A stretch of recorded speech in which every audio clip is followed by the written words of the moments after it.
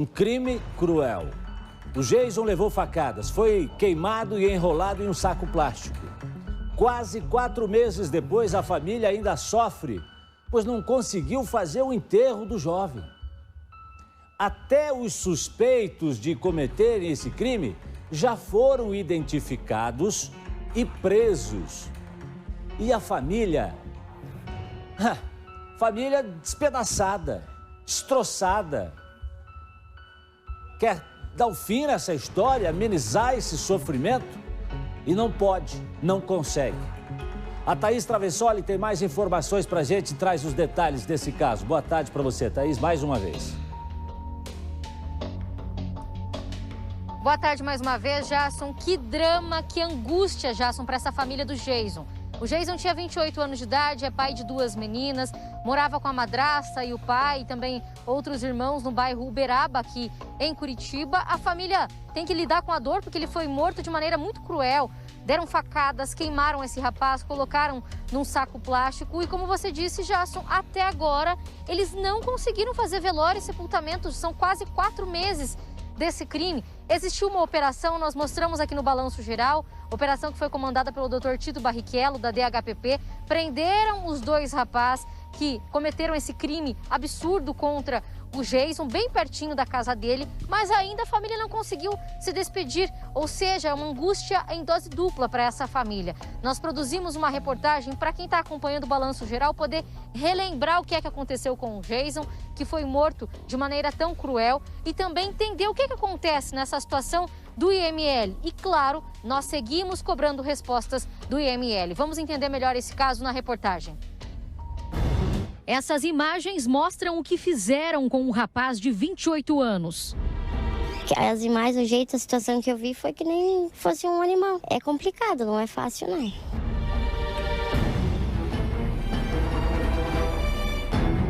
Jason Endrig Florencio de Lima levou facadas, foi queimado e enrolado num saco plástico. Aqui, homens arrastam o saco com o corpo do jovem.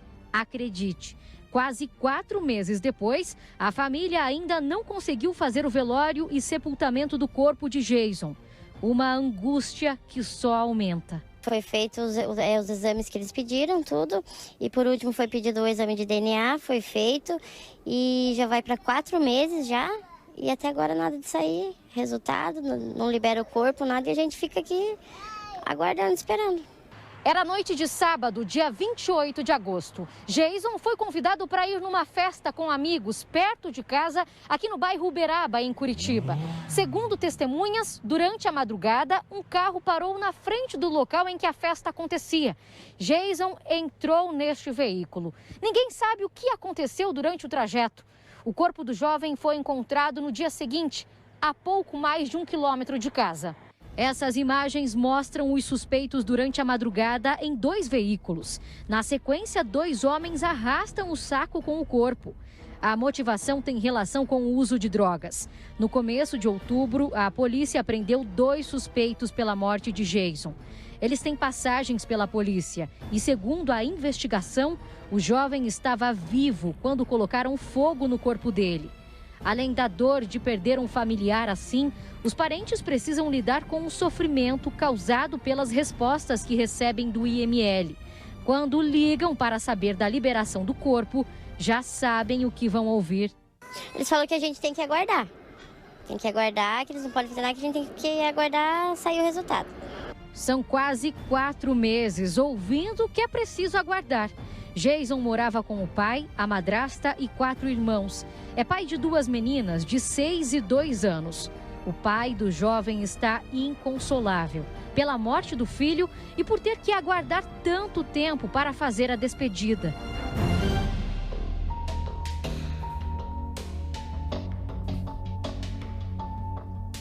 E nós separamos um outro trecho da entrevista com a familiar do Jason.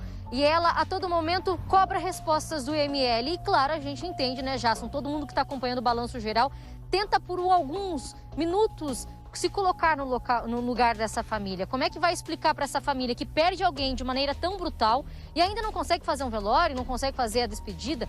Esse pai está vivendo, está seguindo a vida, mas está tendo que tomar calmante, o pai do Jason, porque é difícil lidar com essa informação de perder o filho e ainda não conseguir fazer a despedida, não ver o caixão, não poder seguir a vida depois da despedida, então está muito difícil. Nós separamos um outro trecho da entrevista com essa familiar. Mais uma vez, a gente não está identificando os familiares do Jason nessas reportagens, até por conta da gravidade do caso, para não expor. A família tem medo depois de tudo que aconteceu com o Jason. Vamos ouvir então o que é que ela diz. Ela só quer respostas, que o IML dê alguma resposta para essa família.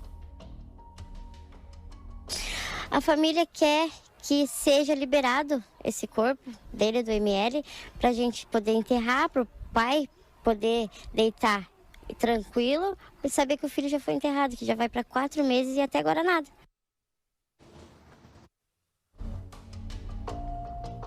Família cansada, a família não sabe mais o que fazer. Jason, não é a primeira vez que nós falamos desse caso aqui no BG, não é a primeira vez também que a nossa equipe de produção busca o IML, vai tentar respostas. E agora há pouco eu conversei mais uma vez com a redação do Balanço Geral, Jason, por enquanto sem nenhuma resposta. Ontem foi encaminhado o e-mail, hoje também o Balanço Geral fez contato, procurando a Secretaria de Segurança Pública do Paraná, tentando entender o que é que está acontecendo no IML, por que essa família está há tanto tempo assim. O prazo era de 90 dias lá do resultado do DNA, esses 90 dias já passaram, por enquanto nenhuma resposta, eles não aguentam mais ligar. E a resposta é essa, tem que aguardar, tem que aguardar, tem que aguardar. Será que essa família, Jason, vai passar Natal, vai passar a virada do ano sem poder fazer esse velório, fazer esse sepultamento? Que sofrimento! É enterrar um momento, é o momento. Porque a família já está sofrendo com a perda do filho. Do filho, do irmão, né? Do parente querido, do filho querido. Não consegue dar fim na história. Fim na história não dá, porque o sofrimento de um pai, o sofrimento de uma mãe, o sofrimento da família que perde alguém jovem, não vai ser esquecido nem apagado tão cedo. Não é assim que se... né? O tempo ajuda, tal, mas não vai. A cabeça, o coração de um pai, o coração de uma mãe vão estar sempre chorando. Então, eu quero fazer um apelo nesse momento. Quero fazer um apelo ao Instituto Médico Legal, à direção do Instituto Médico Legal. Eu sei que já atenderam aqui ao nosso pedido em outras situações. Que olhem para essa família. Que olhem para essa família, para esse pai, para essa mãe. Quase 4 meses. Sofrimento. Como disse a Thaís, vem aí uma época de comemorações, de celebração da vida. Essa família, o que ela quer é ter o direito de poder dignamente enterrar o seu filho. É isso que eles estão querendo nesse momento. Talvez seja o pedido de Natal mais triste para se fazer para o Papai Noel. Já imaginou? Se coloca no lugar dessa família, independentemente do que tenha acontecido, tem lá o pai, mamãe, gente sofrendo, né? Então, num período desse, pensa que talvez no coração deles, o pedido que eles estão fazendo nesse momento, para Deus, é que essa história termine. Então fica aqui o meu apelo para o Instituto Médico Legal, para a direção do Instituto Médico Legal, de que atenda essa família o mais breve possível. E aí eu pergunto, doutora Márcia, por que será que é tão demorado assim para se ter a conclusão de um laudo, de um exame como o DNA? Esses exames de DNA são feitos no próprio IML, né? Eles têm um laboratório de genética para tanto. Pensa-se nas duas possibilidades, né? Podendo ter alguma outra circunstância.